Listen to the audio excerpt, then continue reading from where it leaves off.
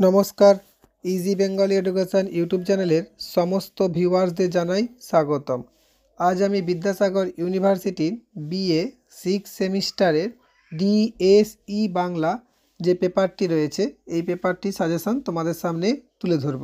এই পেপারটির মূল বিষয় হলো উপন্যাস ও ছোট গল্প, যেখানে কচি সংসদ, মায়া কুরঙ্গি, অভাগীস্বর্গ, তারপর ভিখারি সাহেব, বেদেনি এগুলো সব রয়েছে ছোট গল্পতে, এবং উপন্যাসের মধ্যে রয়েছে রাধা। আমি এই রাধা উপন্যাস থেকে আজকে খুব গুরুত্বপূর্ণ প্রশ্নগুলি তোমাদের সামনে তুলে ধরব। চলো এইবার দেখে নেওয়া যাক রাধা উপন্যাস থেকে কী কী পড়তে হবে। একে রাখছি, রাধা উপন্যাস অবলম্বনে মাধবানন্দ চরিত্রটি আলোচনা করো। এই প্রশ্নটি 10 নম্বরের জন্য কিন্তু খুব গুরুত্বপূর্ণ।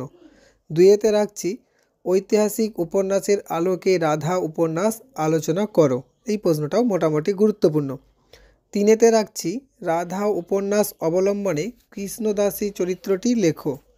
4তে রাখছি, রাধা উপন্যাস অবলম্বনে মোহিনী চরিত্রটি আলোচনা করো। এই মোহিনী চরিত্র কিন্তু খুব গুরুত্বপূর্ণ। 5তে রাখছি, ভরত দাসের সঙ্গে নবীন সন্ন্যাসী মাধবানন্দের কথোপকথন বর্ণনা করো। এবং 6তে রাখছি, রাধা উপন্যাস অবলম্বনে কয় চরিত্রটি আলোচনা করো। 7তে রাখছি, মোহিনী কিভাবে তার আরাধ্যকে লাভ করেছিল রাধা উপন্যাস অবলম্বনে আলোচনা করো। এবং 8তে রাখছি, রাধা উপন্যাসের ধর্ম ও ধর্মীয় উপাসনার স্বরূপ আলোচনা করো। এই প্রশ্নগুলি তোমরা 10-এর জন্য ভালো করে পড়বে। এখান থেকে হয়তো 5এও কিন্তু আসতে পারে। এইবার আমরা দেখে নেব যে 5 নম্বরের কোন কোন প্রশ্নগুলো খুব গুরুত্বপূর্ণ। 5 নম্বরের প্রশ্নে আসার আগে তোমাদের একটা কথা বলে নিই।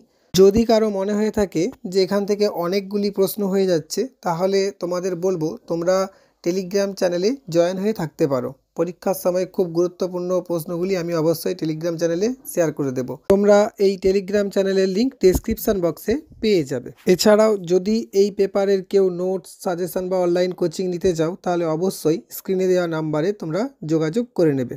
এইবার দেখে নাও রাধা উপন্যাস থেকে কী কী 5 নম্বরের প্রশ্ন পড়তে হবে। 1তে রাখছি, কৌশলে স্বার্থসিদ্ধি হয়, কার্যোদ্ধার হয়, কিন্তু সত্যের প্রতিষ্ঠা হয় না। কৌশলের জন্মধাত্রী বৃদ্ধি। কোন গ্রন্থের অংশ?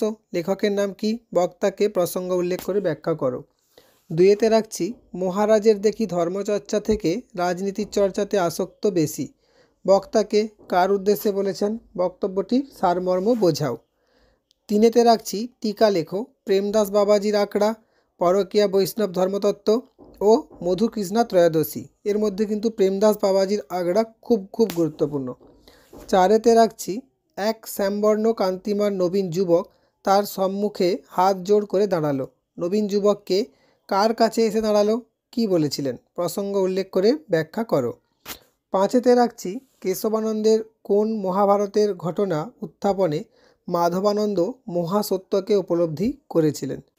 6তে রাখছি, গ্রামের লোকেরা মাধবানন্দের আশ্রম থেকে পাঠানো জলসূত্র গ্রহণ করবেন না কী কারণে? ওর সাথে রেখেছি গ্রামবাসীদের খেপিয়েছিলেন কেন। আচ্ছা, 7তে রাখছি, কয়র কুড়িয়ে পাওয়া নীলা থেকে কী তথ্য আরোহণ করা গিয়েছিল। এবং 8তে রাখছি, অক্রুর সরকার চরিত্রটি লেখো। এই প্রশ্নগুলি তোমরা 5 নম্বরের জন্য খুব ভালো করে পড়ে রাখবে। আশা রাখছি এই প্রশ্নগুলির মধ্যে তোমরা অবশ্যই প্রশ্ন কমন পেয়ে যাবে। আর যদি তোমরা পরবর্তী টপিকগুলি সাজেশন পেতে চাও, তাহলে অবশ্যই চ্যানেলটি সাবস্ক্রাইব করে বেল আইকনটি ক্লিক করে রাখতে পারো, যাতে খুব তাড়াতাড়ি নোটিফিকেশান পেয়ে যাও। এবং যদি ভিডিওটি ভালো লেগে থাকে তাহলে অবশ্যই ভিডিওটি লাইক করে বন্ধুদের মধ্যে শেয়ার করে দিও। ধন্যবাদ।